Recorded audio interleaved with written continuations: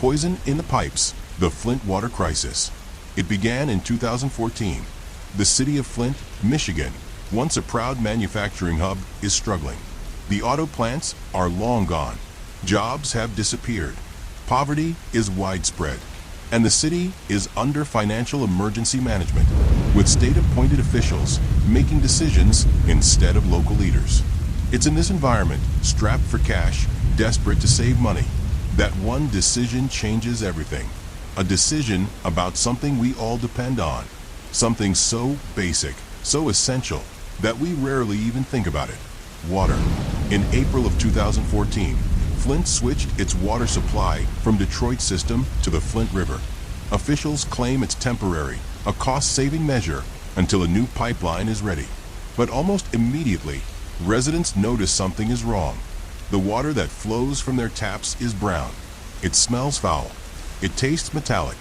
Mothers bathe their children and watch rashes break out on their skin. People complain of hair loss, stomach problems, and strange illnesses. They hold up jars of discolored water at town meetings, begging for answers. But officials dismiss them. They say the water is safe. Just aesthetic issues, nothing more. The truth? The Flint River water is highly corrosive.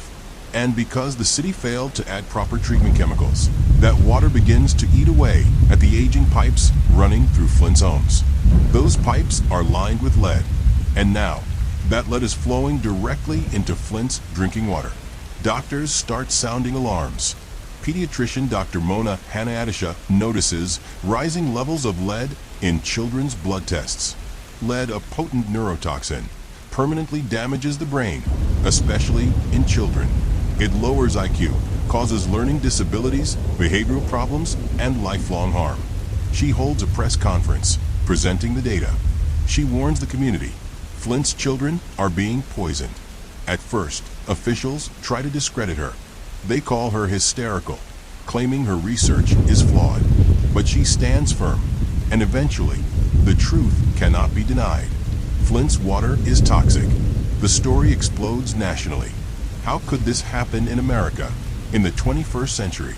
How could an entire city be drinking poison while leaders insist everything is fine? The answer is chilling. Because Flint is not just any city. Flint is majority black. Flint is poor. And the voices of its residents were ignored because of who they were. Behind the scenes, emails later reveal that state officials knew far more than they admitted. They had received warnings. They understood the risks. And yet, they delayed, they denied, they covered up. All to save a few $1 million. Meanwhile, Flint's children paid the price. With their health, their futures, their lives. Families describe the nightmare. Mothers holding babies with unexplained fevers.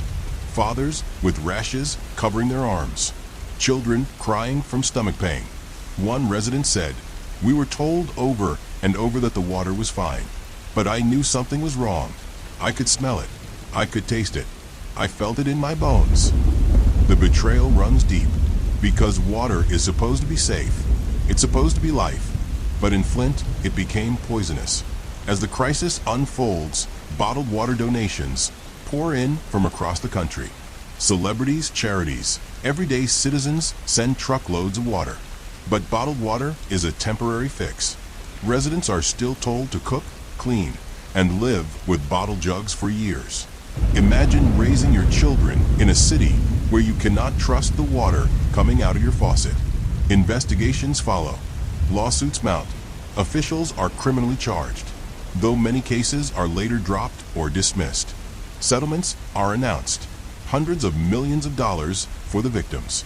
But no amount of money can undo the damage, because the harm from lead is irreversible.